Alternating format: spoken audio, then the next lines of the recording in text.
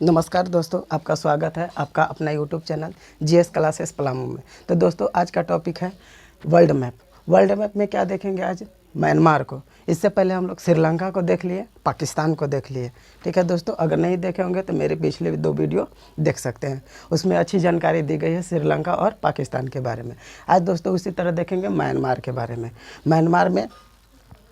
Myanmar के सबसे पहले देखते हैं कि इसके मतलब भौगोलिक सीमा मतलब किस किस से लगती है, कितने देशों से लगती है। तो दोस्तों 5 देशों से लगती है: थाईलैंड, लाओस, चीन, भारत और बांग्लादेश।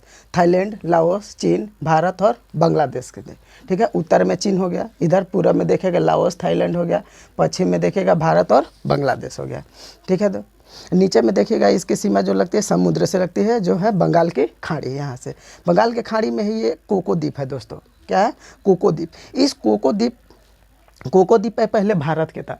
ये भारत इस जवाहरलाल नेहरू ने दे दिए थे म्यांमार को, लेकिन म्यांमार भी अब इसे किसे दे दिया है? चीन को दे दिया है। तो ये बहुत गड़बड़ है दोस्तों। पहले तो हम भारत की गलती हुई तो ये अपना द्वीप पहले म्यांमार को दिए।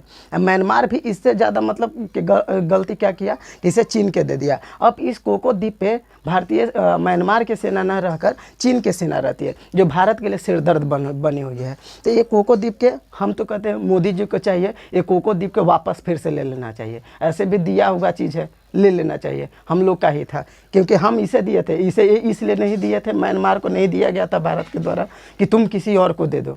ठीक है, वो भी उसे दे दिया जो हम लोग के दुश्मन है, चीन को दे दिया। ये गड़बड़ दोस्तों। तो म्यांमार के बारे में देखें। म्यांमार के सबसे पहले देखते हैं राजधानी कहाँ होती है? नेपिदो। इसकी राजधानी पड़ती है नेपिदो। नेपिदो इसकी मुद्रा क्या चलती है यहाँ पे? कयात। जैसे इंडिया में रुपया चलता है उसी तरह म्यांमार में कयात चलती है।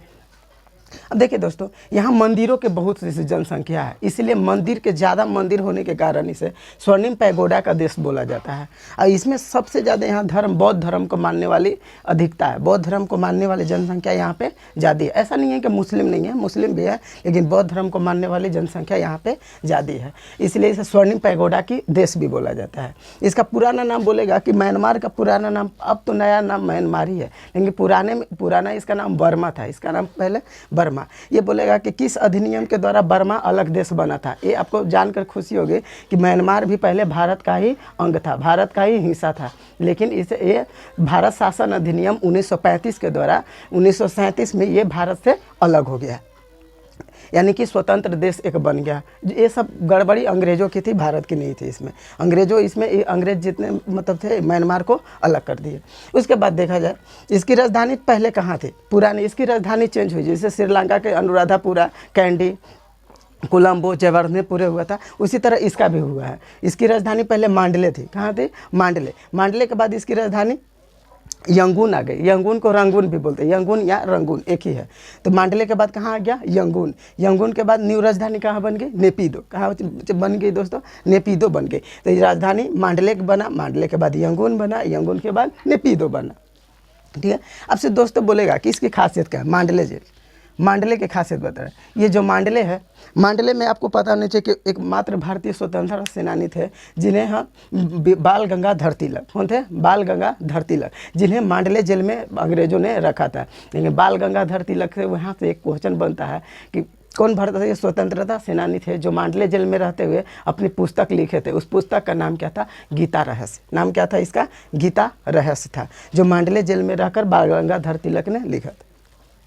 बीजी तिलक, इसे असंतोष का जनक भी इन्हें कहा जाता है। बीजी तिलक को मतलब केसरी और मराठा पत्रिका इन्हीं का है, याद रखिएगा। गीता रहस्य, केसरी, मराठा, बाल गंगाधर तिलक का भारतीय असंतोष का जनक बाल गंगाधर तिलक को बोला जाता है। इसके बाद देखेंगे यंगून। कहाँ आते हैं? यंगून। बोलेगा कि मुगल बादशाह अंतिम कौन था? बहादुर शाह जफर। नाम क्या था उसका? बहादुर शाह जफर। ये बहादुर शाह जफर का मकबरा कहाँ है? यंगून में। इसे 1857 के जो क्रांति हुआ था, उस क्रांति के दौरान अंग्रेज़ों ने इन्हें मतलब बहादुर शाह जफर के 4 बेटे थे, ये इनको मतलब ज़बरदस्ती सेनापति बना देगा था। बोलेगा कि दिल्ली से 1857 के क्रांति का विद्रोह का नेतृत्व कौन किए थे, तो बहादुर शाह जफर किए थे। बहादुर शाह जफर के मन नहीं था, लेकिन इन्हें ज़बरदस्ती बना दिया गया कि आप ही नेता रहिए ना, आपसे कोई बुजुर्ग तो है ये नहीं है जो मतलब भारत के लिए लड़ सके। ये खड़ा हुआ। अंग्रेज दूसरे दिन गए, इनके आँख के सामने इनके 4 जवान बेटों को गोली मार दिया। इन्हें यहाँ से उठा के कहाँ पटक दिया, यंगून में पटक दिया, यानी रंगून में ही इनकी मौत लगभग 4 से 5 साल के बाद 1861-62 में इनकी मौत हो गई। यंगून में ही मौत हो गई। यहीं पे इनकी मकबरा भी बना दिया गया बहादुर शाह जफर का। उन्हें द्वितीय भी बोला जाता है। अब देखिए दोस्तों, यहाँ से आपको से पूछता है कि भारत में मतलब ऐसा कौन कौन सी पहाड़ें यहाँ पे है जो भारत और म्यांमार के बीच सीमा बनाती है। तो दोस्तों यहाँ पे 3 पहाड़ियाँ हैं। पहले बोलेगा इस जगह पे पटकोई बूम। कौन पहाड़ी है? पटकोई बूम। पटकोई बूम पड़ता है ऐसे स्पेशली देखा जाए तो म्यांमार अरुणाचल प्रदेश में। अरुणाचल प्रदेश और म्यांमार के सीमा पे पहला पटकोई बूम पहाड़ी। दूसरा आता नागालैंड में सारामती, ये भी म्यांमार और भारत के बीच सीमा बनाती है। और तीसरा आता आराकाम योमा, इस साइड में आराकाम योमा पर्वत है। इसी आराकाम योमा पर्वत का ही भाग एक माना जाता है अंडमान निकोबार का। यही पहाड़ी वहाँ जाकर निकला हुआ है जिस पे आज जनसंख्या रहती है, यानी अंडमान निकोबार जिसे कहा जाता है। तो 3 पहाड़ी आपको याद रखनी है। पहला तो याद रखना है पटकोई बूम, दूसरा सारामती, तीसरा आराकाम योमा पर्वत। ये तीनों पर्वत म्यांमार और भारत के बीच सीमा बनाती है यहाँ पे, ठीक है। एक नदी बोलेगा कि म्यांमार की सबसे लंबी नदी कौन है?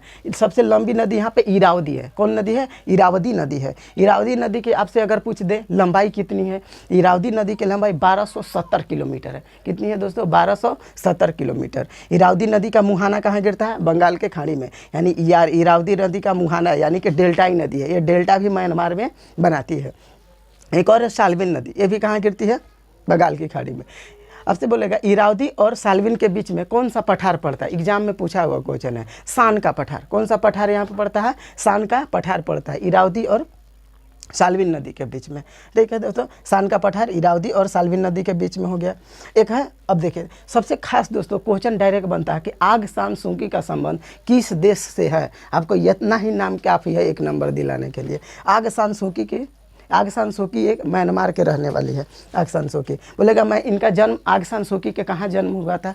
तो ये 1945 में रंगून में या यंगून में इनका जन्म हुआ था आग सान सू की। अब बोलेगा कि आग सान स्यू की इतना बड़ा है, स्यू की इनका नाम था, ये महिला है आग सान इनके पिता का नाम था। ओंग सान इनके पिता का नाम था। इनके बेटी के पुत्री का नाम क्या है? सी सू की। आग सान सू की उसी का लिखा गया है। आग सान सू की बहुत लंबे समय तक अपने देश में अपने ही डेमोक्रेसी से मतलब वहाँ के जो लोग हैं लोकतंत्र के लिए लड़ती रही। वहाँ भी तख्ता पलट होते रहता है। आज तक आपको पता होना चाहिए कि दोस्तों आग सान सू की जो है इन्हें अभी तक नज़रबंद रखा गया है। नज़रबंद इन्हें रखा गया है। वहाँ पे अभी भी सेना की ही चल रही है, तो तख्ता पलट हो गया। आग सान सू की बहुत दिनों तक अपने ही देश में स्वतंत्रता के लिए या मतलब गणतंत्र के लिए लड़ते रही अपने ही लोगों से। इसलिए इन्हें 1991 में नोबेल पुरस्कार दिया गया। नोबेल पुरस्कार दिया गया है। तो इनका प्रसिद्ध बोलेगा कि आग सान सू की का प्रसिद्ध पुस्तक भी है। इस प्रसिद्ध पुस्तक में इनका सबसे फेमस पुस्तक है freedom from fear. Freedom from fear. फिर एक पुस्तक का नाम है letter from Burma. Letter from Burma. और भी इनके पुस्तकें हैं जो बहुत फेमस है, लेकिन फेमस वर्ड में सबसे ज़्यादा एग्जाम में रिपीटेड क्वेश्चन पूछता है freedom from fear, letter from Burma. तो दोस्तों आग सान सू की अभी भी नज़रबंद है। इनका जन्म कब हुआ? 1945 में रंगून में हुआ था। इनको नोबेल पुरस्कार कब दिया गया? नोबेल पुरस्कार इन्हें 1991 में दिया गया है। ये मतलब अपने ही मतलब देश में बहुत लंबे समय तक लोकतंत्र के लिए लड़ती रही। लास्ट में इन्हें मिला। ये वहाँ के प्रधानमंत्री भी बन चुकी हैं आग सान सू की। इनके पिता जो ओंग सान थे वहाँ के राष्ट्रपति रह चुके हैं। तो ये राष्ट्रपति के पुत्री हैं, ठीक है। तो आग सान सू की तो ये म्यांमार के। दोस्तों एक बार इसको फट से रिवाइज कर लेते हैं। रिवाइज में क्या इनके म्यांमार का सीमा कितने देशों से लगता है? तो 5 देशों से, थाईलैंड, लाओस, चीन, भारत, बांग्लादेश। इसकी निचली सीमा किससे लगती है? बंगाल की खाड़ी से। इसकी निचली सीमा बंगाल की खाड़ी से। इसका पुराना नाम क्या था? बर्मा। पुराना नाम बर्मा। इसकी पुरानी सबसे राजधानी मांडले में मतलब कौन स्वतंत्रता सेनानी से? बाल गंगाधर तिलक, जिसने गीता रहस्य पुस्तक भी लिखे थे यहाँ से, ठीक है। इसकी राजधानी है नेपिदो। मुद्रा क्या चलती है? कयात। तो मांडले के बाद दूसरी राजधानी रंगून, नया राजधानी नेपिदो हो गया। पटकोई बूम, सारामती और आराकाम योमा पर्वत, ये तीनों सीमा बनाती है भारत और म्यांमार के बीच में है। इरावदी नदी यहाँ की सबसे लंबी नदी है जिसकी लंबाई 1270 किलोमीटर है। और साल्विन, इरावदी नदी और साल्विन नदी के बीच में सान का पठार पड़ता है, ठीक है, सान का पठार। आंग सान सू की का जन्म 1945 में रंगून में हुआ था, ठीक है। इन्हें नोबेल पुरस्कार 1991 में दिया गया था। इनका फेमस पुस्तक का नाम है फ्रीडम फ्रॉम फियर, ठीक है दोस्तों। कोको द्वीप पर किसका अधिकार है? अभी तो देखा जाए तो म्यांमार है। म्यांमार किसे दे दिया? चीन का, लेकिन था किसे? कोको द्वीप भारत का था पहले ये। तो ठीक है दोस्तों, आपको अच्छा लगे लाइक करें, शेयर करें, सब्सक्राइब करें। और दोस्तों कम से कम पूरा वीडियो देखा कीजिए, तब कुछ आपको समझ में आएगा कि मतलब क्या है इसमें, क्या वीडियो में बताना चाहते हैं, ठीक है दोस्तों। तो लाइक करें, शेयर करें, सब्सक्राइब करें।